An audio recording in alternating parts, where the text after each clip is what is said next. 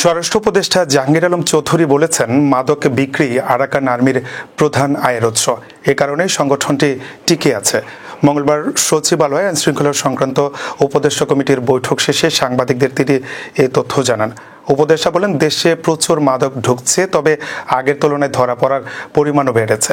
ইয়াবার পাশাপাশি নতুন নতুন ধরনের মাদক হোটেলগুলোতে ছড়িয়ে পড়ছে। এগুলো পুরোপুরি নিয়ন্ত্রণ করা না গেলে ভবিষ্যৎ প্রজন্ম মারাত্মক ঝুঁকির মধ্যে পড়বে। তিনি আরও বলেন, আরাকান আর্মি এখন মিয়ানমারের সীমান্ত দখল করে নিয়েছে। তাদের মূল আয় মাদক থেকে এলেও সম্প্রতি কৃষিকাজে ঝুঁকছে। যদি কৃষির দিকে ঝুঁক বাড়ে, তাহলে মাদকের প্রভাব কিছুটা হলেও কমবে। বর্তমানে প্রতিদিন লাখ লাখ ইয়াবা জব্দ করা হচ্ছে। এ সময় উপদেষ্টা ইলিশের প্রজনন কমে যাওয়ার প্রসঙ্গেও কথা বলেন।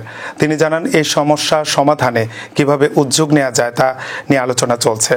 ডাকসু নির্বাচন প্রসঙ্গে জাহাঙ্গীর আলম চৌধুরী বলেন, ডাকসু নির্বাচন একটি মডেল হিসেবে কাজ করছে। এখানে প্রিজাইডিং অফিসার থেকে শুরু করে সবাই উচ্চশিক্ষিত। জাতীয় নির্বাচনে আমরা শান্তিপূর্ণ উৎসবমুখর পরিবেশ উপহার দিতে চাই।